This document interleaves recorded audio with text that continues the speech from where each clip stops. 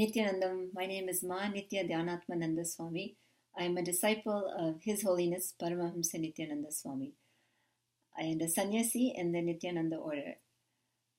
In my last video, I left you with a joke. I'm going to start off this video with 2 more jokes, just to set the context. A wife to her husband, "Honey, what are you doing?" Husband, "I'm reading our marriage certificate." Wife, "What for?" Husband, "I'm looking for the expiry date." The next one. "My darling," said her husband to his wife, "I invited a friend for lunch." Wife, "What? Are you crazy?" The wife replied, "The house is a mess. I haven't been shopping, and I'm not going to prepare any meal." "I know that," husband replied. "So why did you invite him then?" she asked. "Because the poor fool is thinking about getting married." Now, if you Google, there's so many marriage jokes out there. And if you start reading through them, you start to realize a theme. One is obviously bashing the other side and making fun at the traits of the other gender and typical ways of thinking. But one thing I found is that these jokes, when you look inside, they reveal that they're the broken expectations that come with marriage. You come into a marriage with a certain set of expectations. The wife has expectations of the husband. The wife has expectations of how the marriage should be, how life should be. And similarly, the husband has expectations of the wife and has expectations of how the marriage and life should be post getting married. But unfortunately, once a husband and wife get married, these expectations are shattered. And there starts all of the fighting, the disagreements, the making fun of each other, the not understanding, then the separations, the divorces. And sometimes people stick it out, but they handle the marriage by relating with these types of jokes, and they're in quite a large company, because most people, I can safely say most people, are not happily married, which is why there's so much divorce. Now, probably you're not surprised to hear that, yes, and you experienced it yourself, that there were some expectations either you created or society created or the other person led you to believe. And now you're into the marriage and the expectations have not been realized. In fact, sometimes what has happened is that they're quite the opposite of what you expected. So what happens is there's a big drop. You were up here thinking something is going to happen, and then you end up collapsing because something else has happened. And it happens on both sides. It's not a male or female or wife or husband thing. This is just the nature of a marriage. But what complicates it more is that we think that these expectations are valid, that they're based on some sort of logic. But the problem is, we try to dissect, understand, and look into these relationships, trying to find solutions to the problems that are breaking apart the relationships. But we've missed looking in ourselves. Inside, we have so many wrong cognitions, so many wrong understandings, so many failures in life, so much SDHD, self-doubt, self-hatred, self-denial, as Swamiji's coined the term. And from this base of negativity and wrong cognitions, we develop a sort of expectations that we place on another human being.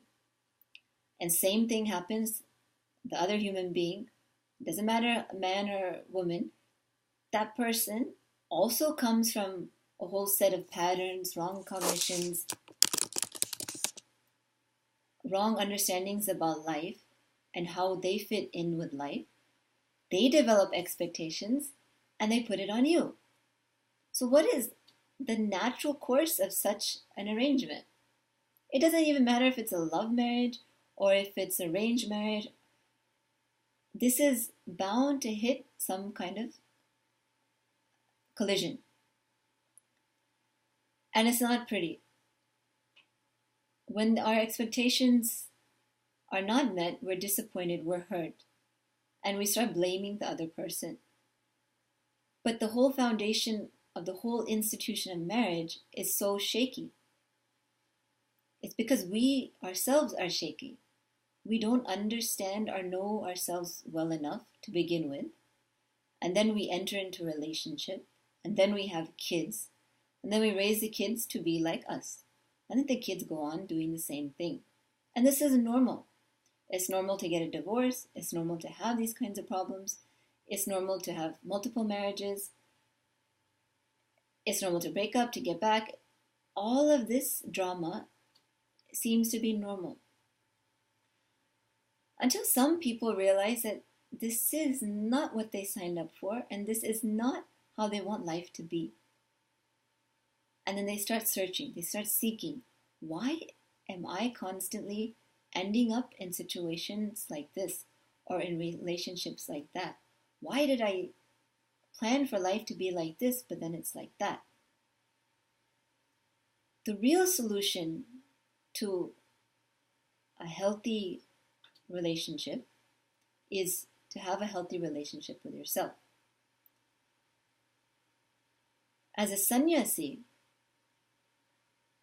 you actually come to the conclusion that it is, I would say, impossible or near impossible to have a truly healthy relationship with another human being in the institution of marriage, because you have come to the understanding that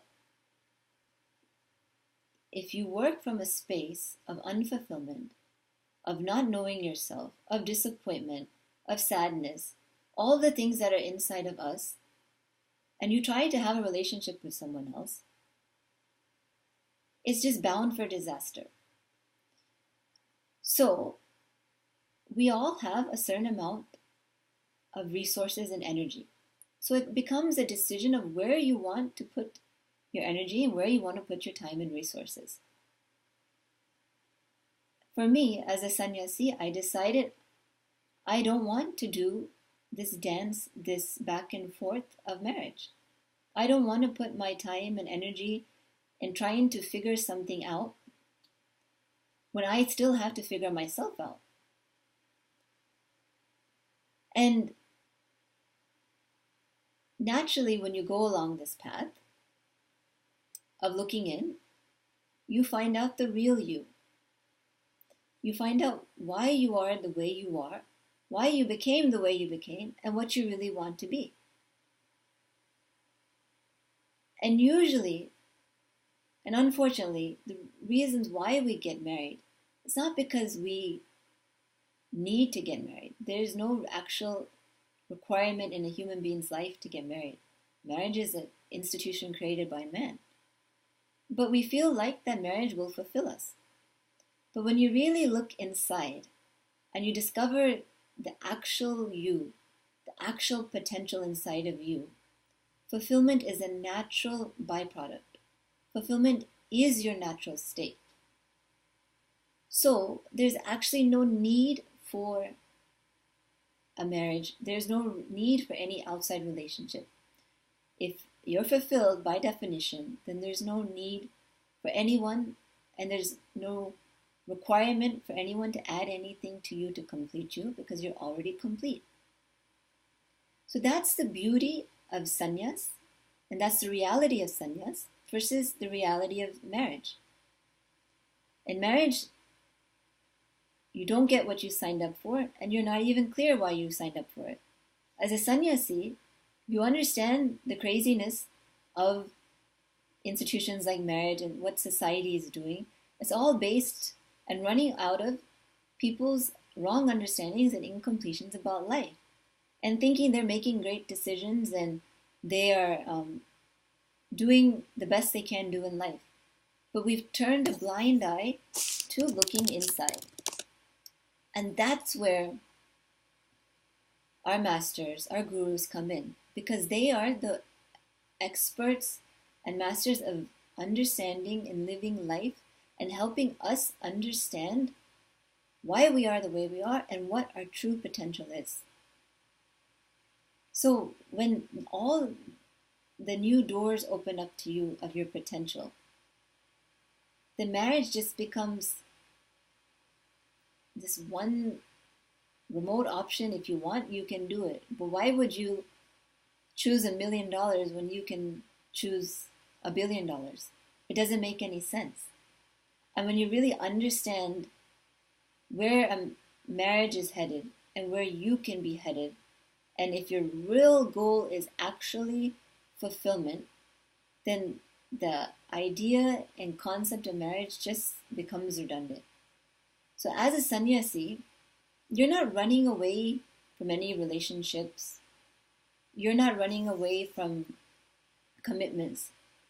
You're actually making the best commitment to yourself and working on yourself, looking in, and using the science, which is a gift from Swamiji and rooted in Hinduism, using those sciences to work on yourself and then sharing it with the rest of the world so that less and less people have to suffer. So marriage just becomes redundant and it becomes really not required. And when something is not required, there's really no need to pursue it. So if you're still of the mind that you want to get married, I would suggest you look in and find out, really ask your question why. If the reality is that you can be happy on your own, then why do you need someone else to add to that? And if the answer is still yes, you want someone, I highly recommend you take a program called the Inner Awakening Program. Because before you enter into a marriage, it's really critical for you and for the marriage and for your future that you know who you are and why you are the way you are, and align yourself to whatever it is you want in life and to your ultimate potential. And in the Inner Awakening Program, which is conducted by Swamiji, this is exactly the clarity, the understanding, experience one gets, which lasts lifetimes, which will help you in any situation, not just a marriage. It will help you with kids, it will help you with your work, it will help you dealing with people, your family. Everything becomes so much easier and so much clearer after the Inner Awakening Program. So I highly recommend either snap out of it, understand that marriage is not a requirement of life, look in, discover yourself. But if you still want to get married, please attend the Inner Awakening Program. It is the best thing you could do for yourself and for your marriage. You can find more information at innerawakening.org, and there's a lot of beautiful articles and information about the program there. And there's plenty of sharings on it. I actually have a playlist called Inner Awakening. Please see Swamiji's discourses and really look into it. If you're going to get married, it's not a joke. Even though it ends up in being so many jokes, it's your life. So approach it with the utmost sincerity, not just investing in the other person, but really understanding who you are. And luckily, you have Swamiji, who's created such beautiful programs that help people really work through their relationships and have the clarity.